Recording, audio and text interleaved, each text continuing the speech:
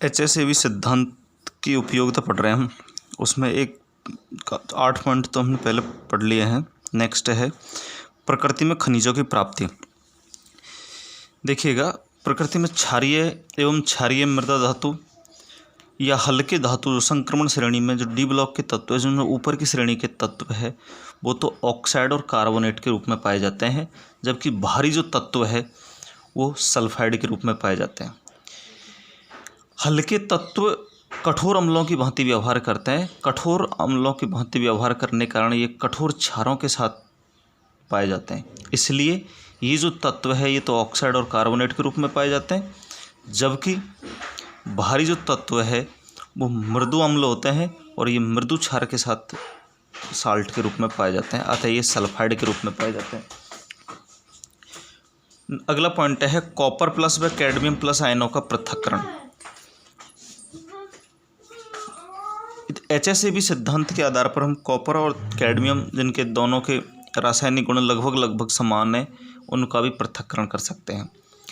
जब दोनों आयनों के विलयन में KCN पोटेशियम साइनाइड की उपस्थिति में H2S गैस प्रवाहित करते हैं तो CDS तो अवक्षेपित हो जाता है, जबकि कॉपर सल्फाइड नहीं होता।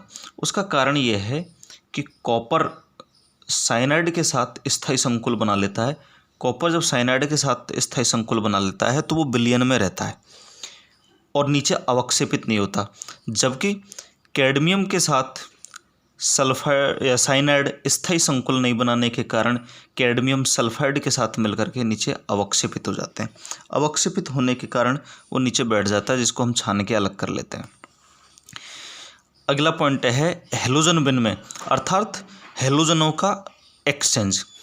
देखिएगा, HSAV सिद्धांत के अनुसार कठोर कठोर के साथ क्रिया करता है, मृदु मृदु के साथ क्रिया करता है, अतः किसी कठोर प्रजाति की कठोर केंद्र के साथ जुड़ने की प्रवृत्ति होती है, जबकि मृदु प्रजाति की मृदु केंद्र के साथ जुड़ने की प्रवृत्ति होती है। आप इसे एग्जाम्पल में देखिएगा, ये ट्राइफ्लोरोमेथेन है और ये फ्लोरोमेथेन है। CF3H CH3F, इनको दोनों को हम अलग अलग देखें तो CF3 पॉजिटिव H माइनस। अब ये कठोर अम्ल है, ये मृदु क्षार है। चूँकि कठोर मृदु की क्रिया से बना है अतः अस्थायी है। इसी प्रकार आप देखिएगा, इसमें ये मृदु अम्ल है, कठोर क्षार है, ये भी मृदु कठोर की क्रिया से बना है, ये भी अस्थायी है। तो इसमें क्या होगा, ये जो मृदु H है इसकी तो मृदु अम्ल के साथ जुड़ने की प्रवृत्ति होगी, और मृदु जो क्षार है उसकी कठोर जो क्षार है उसके कठोर अम्ल के साथ जुड़ने की प्रवृत्ति होगी। तो फ्लोराइड तो इधर आ जाएगा, H माइनस इधर चला जाएगा, तो ये बन जाएगा CF4 और CH4। दूसरा एग्जाम्पल भी देखो आप, एल्किल आयोडाइड AgF की क्रिया करवाते हैं। चूँकि इसमें सिल्वर और फ्लोराइड दोनों कठोर मृदु की क्रिया से बना है, Ag दुर्बल है जबकि फ्लोराइड कठोर है, तो एक दूसरे के एक्सचेंज हो जाएंगे। फ्लोराइड इधर चला जाएगा, आयोडाइड इधर चला जाएगा। अब AgI जो बना है वो स्थायी लवण है, क्योंकि Ag मृदु है और आयोडाइड भी मृदु है। धातु उत्प्रेरकों का विषाक्त होना। अगला जो पॉइंट है HSAV सिद्धांत की उपयोगिता में वो है धातु उत्प्रेरकों का विषाक्त होना। बहुत सारे जो धातु है, जो डी ब्लॉक के तत्व जो उत्प्रेरक की भांति व्यवहार करते हैं, वो कई बार विषाक्त हो जाते हैं। विषाक्त का मतलब ये है कि उनकी जो कैटालाइटिक प्रॉपर्टी है वो ख़त्म हो जाती है, जिसको हम HSAV सिद्धांत के आधार पर समझा सकते हैं। जैसे उदाहरण से देखो आप, मृदु धातु में प्लेटिनम है, पैलेडियम, प्लेटिनम, निकेल उत्प्रेरक की भांति व्यवहार करती है।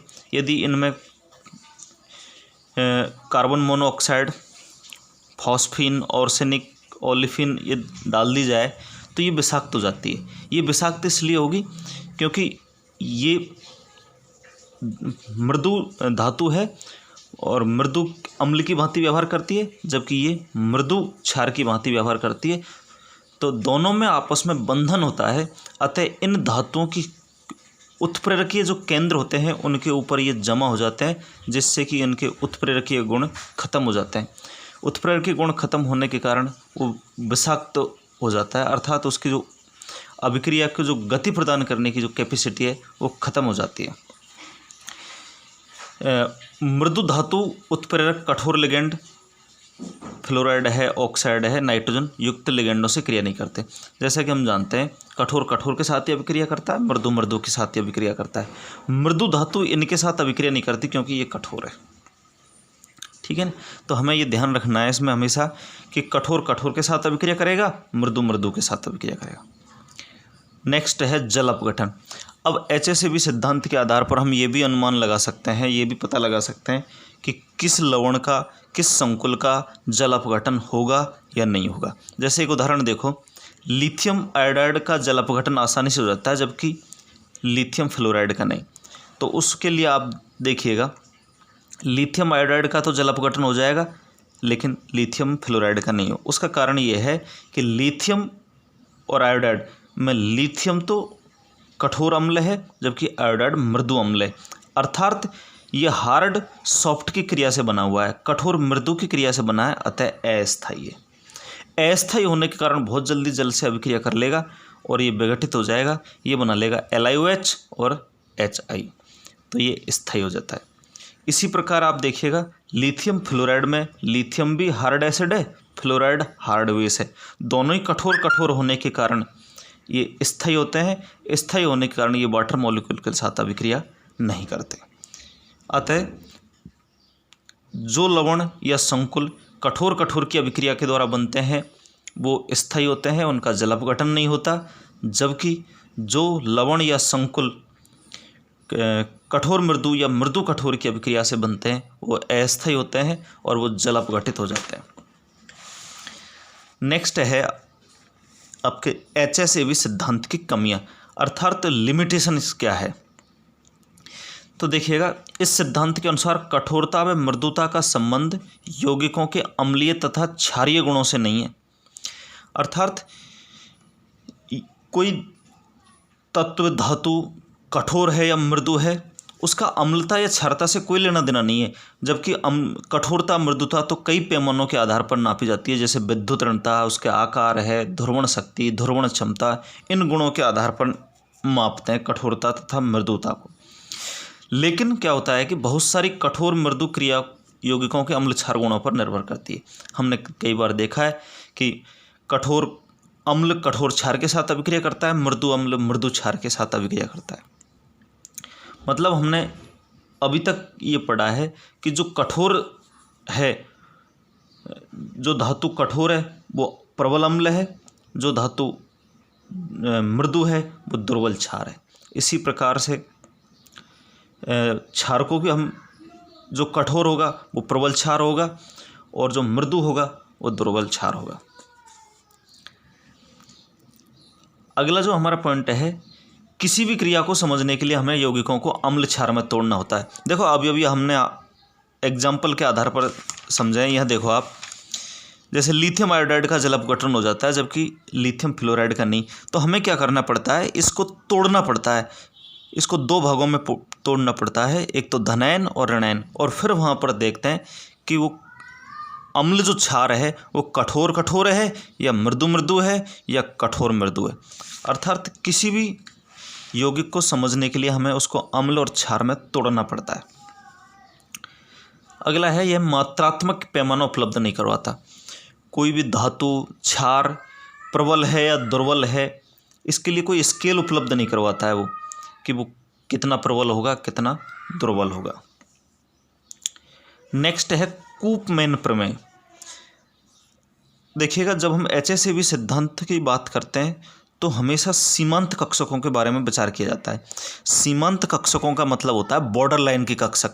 बॉर्डर लाइन की कक्षक का मतलब ये है कि जब हम कोई अणु के कक्षकों की बात करेंगे तो ऊपर की कक्षकों की, ऊपर की कक्षकों में एक तो उच्चतम भरी हुई आणविक कक्षक आती है, उच्चतम भरे हुए आणविक कक्षक, और एक आती है निम्नतम रिक्त अणु कक्षक।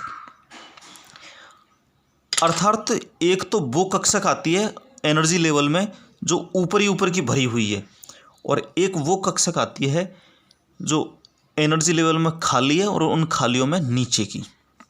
तो उच्चतम भरी हुई आणविक कक्षक और निम्नतम रिक्त कक्षक। तो इस तरीके से इन कक्षकों के बारे में विचार किया जाता है।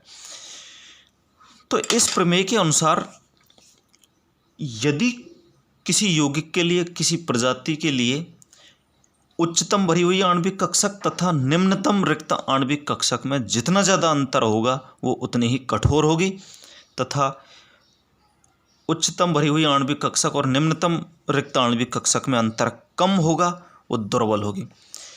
उच्चतम भरी हुई आणविक कक्षक को हम होमो लिखते हैं, हाईएस्ट ऑक्यूपाइड मॉलिक्यूलर ऑर्बिटल, जबकि निम्नतम रिक्त अणु कक्षक को हम लूमो कहते हैं, लोएस्ट अनऑक्यूपाइड मॉलिक्यूलर ऑर्बिटल। अर्थात होमो और लूमो के बीच में ऊर्जा अंतर अधिक होने पर वो प्रजाति कठोर होगी और होमो और लूमो के बीच में ऊर्जा अंतर कम होने पर वो प्रजाति मृदु होगी। तो इस तरीके से आपकी जो पहली यूनिट है वो ख़त्म है। नेक्स्ट हम सेकंड यूनिट स्टार्ट करेंगे कल से।